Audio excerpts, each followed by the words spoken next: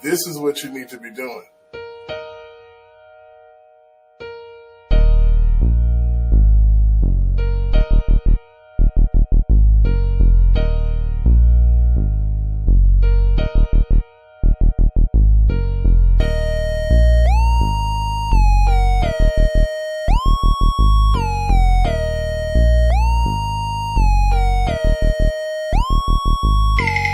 So Donald Trump is claiming that Young Thug's YSL co-founder slept with District Attorney Fani Willis. And by the way, nobody can go in a versus battle with R. Kelly in the world. Living or dead. Y'all lucky he in trouble, motherfucker. But we're dealing with the real world. But the You have very low unemployment rate in the US and we have a very high unemployment rate in the France. How come what they were seeking for? Well, maybe we have a better president than you do.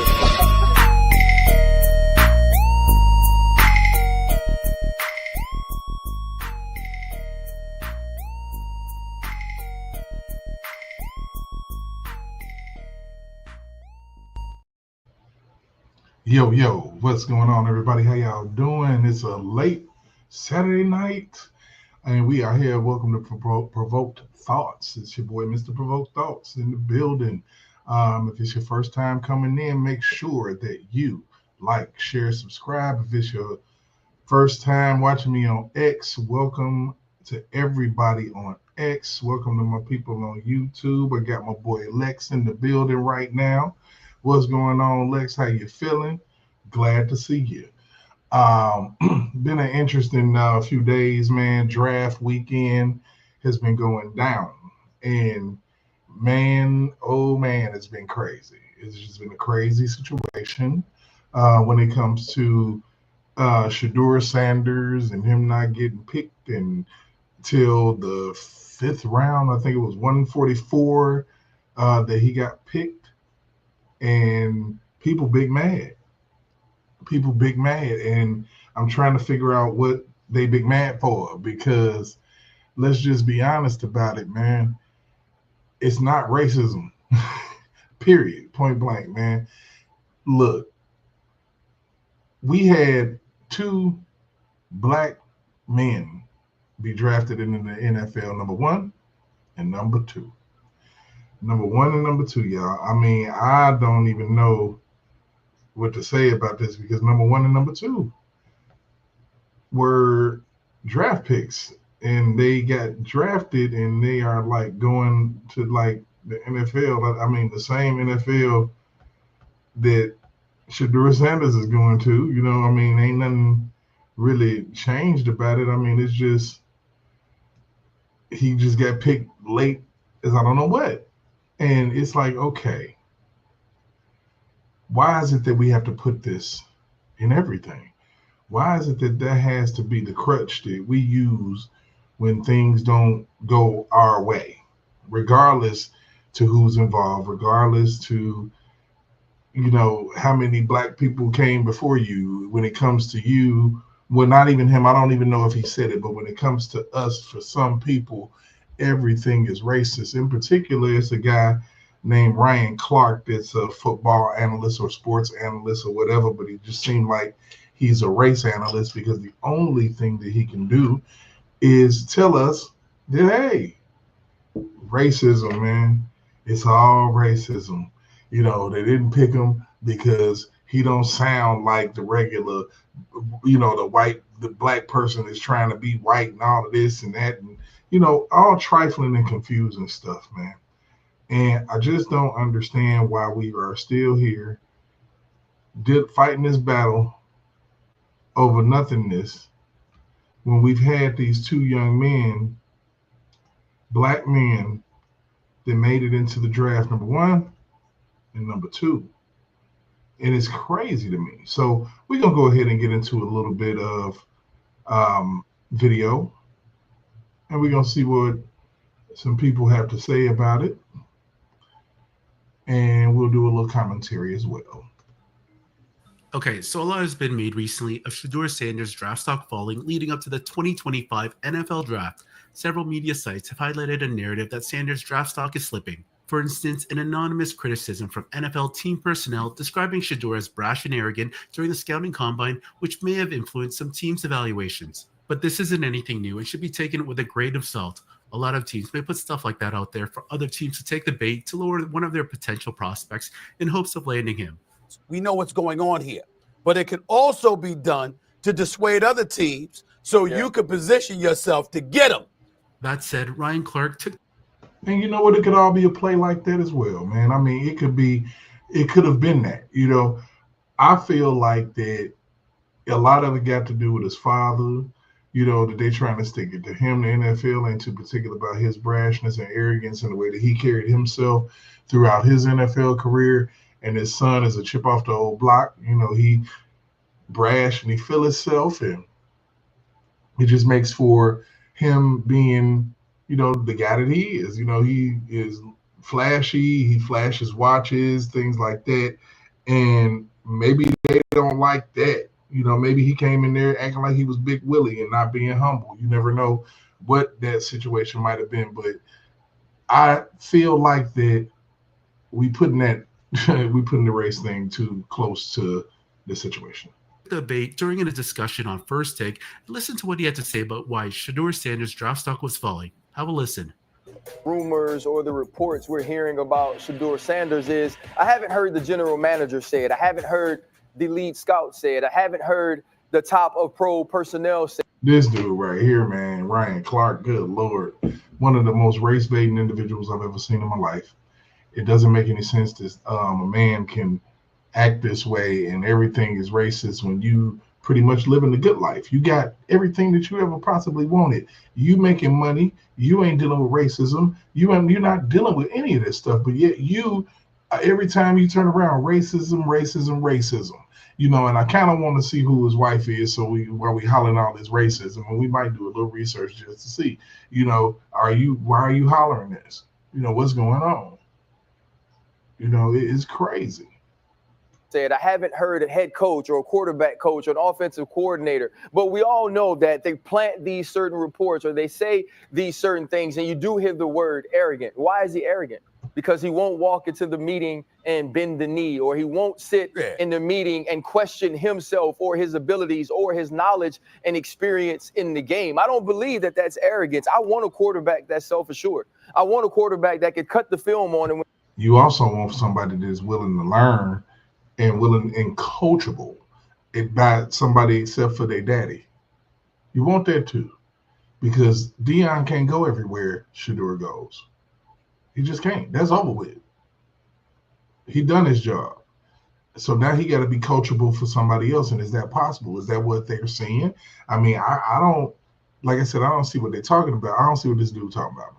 When you ask him a question about why did you make this mistake or why did you make this throw or why was this the right read, I want him to be able to regurgitate that to me like he's in the play at the moment, the same way a coach or an offense coordinator would, because that's what he's going to have to do. And I've had conversations with Shadeur Sanders, and he can do that.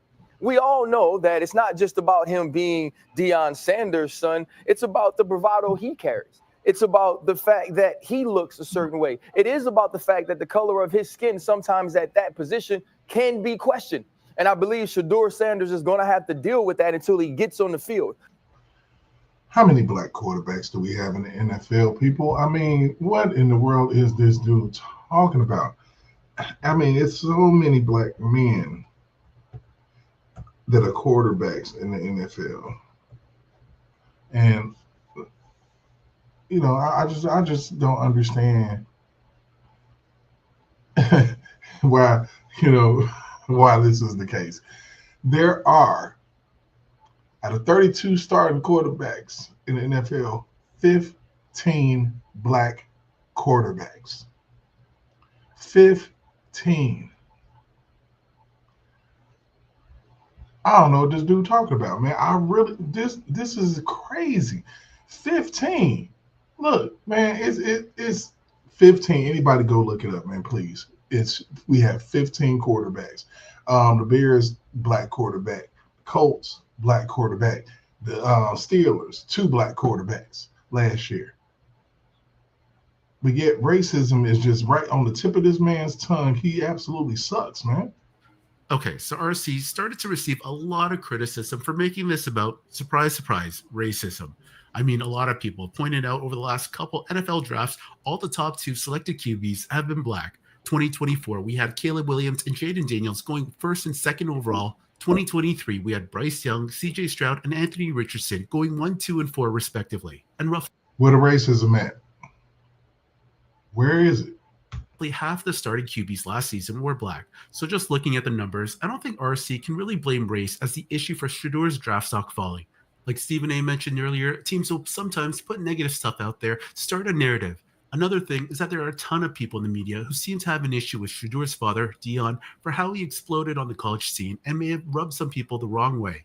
Or maybe some of these people are right in that Shadeur is actually brash and arrogant. It really is subjective because, like how RC mentioned, that he wants his QB to be confident, someone else can mistake that for arrogance. On top of that, I also need to mention that Will Levis, if I recall, was a top 10 pick who slid out of the first round to the number 33 pick because of arrogance and brashness leading up to the draft. So this isn't anything new for black or white draft prospects, but for RC to always make this about race is really telling. I really can't understand why his go-to response for everything has. I don't understand it either. I don't get it. I don't understand why this dude feels like that everything in the world has to be revolved around race. And it's just befuddling to me because we got so many of these people that do this, man. That do this. And it's not getting us anywhere. It's not moving the needle at all. If anything, it's the level of everything is racist to a point that when you look at it for what it is, we'll make excuses for anything based on race.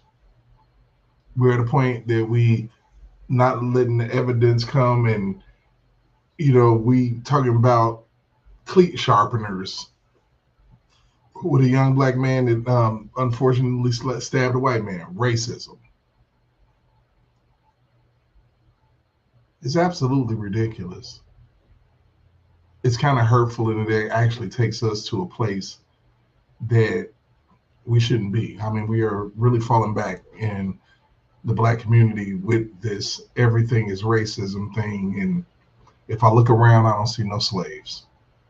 I don't see anything that looks like that.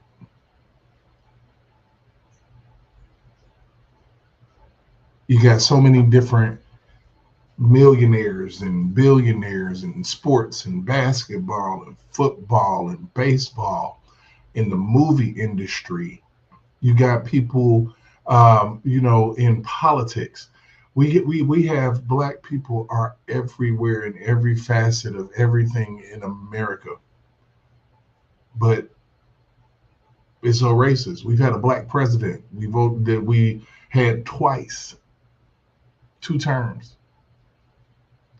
But yet we living in such a racist, such a ridiculous, such a lynching, such a KKK hanging people nation. It's not that anymore. We don't live in that type of world anymore.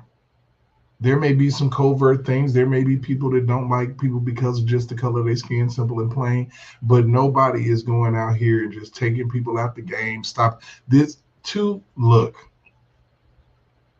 this is the number 1 pick coming up here. I'm gonna show it to you. We had a number 1 draft pick, and this young man is a player. He's a player for real. He does his thing, and he's good at what he does. And that's Cam Ward, number 1 draft pick. And it's amazing to me that you can holler racism behind that. Number 2 draft pick, teammate of Shadeur Sanders, Travis Hunter, 2-way player. Young black man. How is it racism? Not to mention all the linebackers and defensive and defensive backs, offensive linemen, running backs, and all of that got chosen. That absolutely got chosen. But there's racism. We need to start pointing, when you point that finger at somebody, the thumb is pointing back at you. It has to be a level of accountability here when it comes to what's racist and what's not, because it's starting to make black people look like they're the racists. They constantly barking it out.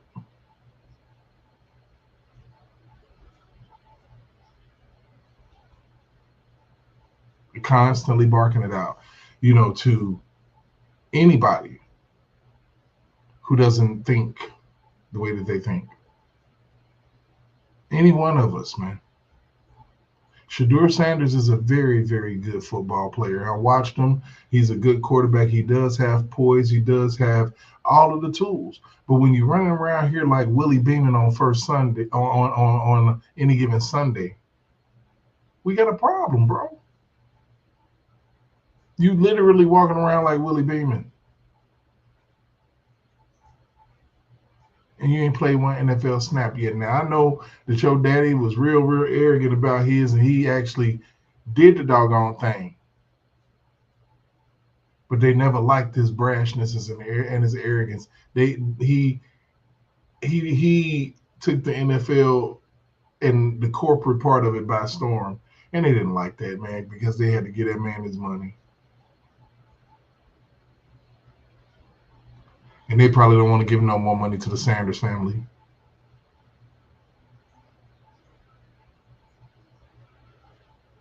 So, Shadeur Sanders, I'm happy for you for getting drafted by the Cleveland Browns. I'm happy for your brother for getting drafted to the Tampa Bay Buccaneers.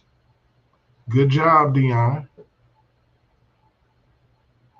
Got 2 sons in the NFL. You're the man. Proud of what you did in Colorado. Proud of how you handled all of this, man. Because you know it's not racism. You know exactly what it could be. They don't like your son because they don't like you. And he came in with the same attitude, and them old heads didn't like it. And some of the new heads didn't like it. And they tried to humble your son.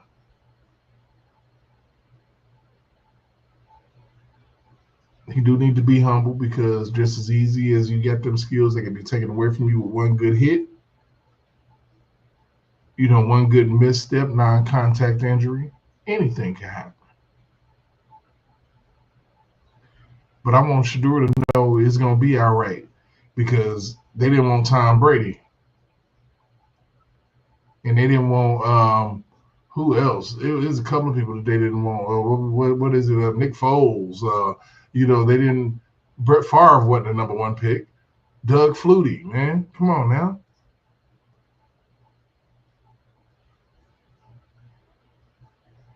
And most of these white people.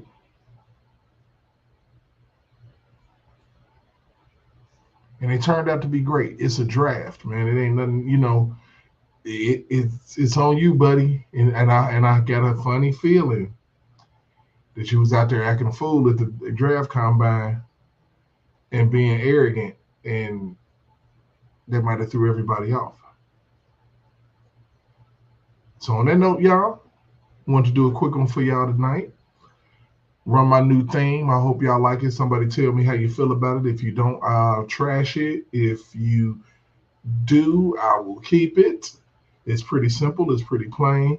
But we're going to go ahead, bust on up out of here. Y'all have a good night. I'm out of here before midnight. Real quick. Love that. I'll see y'all later. Peace. How long before we start up the movement? How long we gon' keep letting them do us? How long before we start up the movement? How long we gon' keep letting them do us? How long before we say fuck this piece shit and grab them clappers? How long before we lose our voices shouting Black Lives Matter? How long we gon' keep letting them disrespect our president?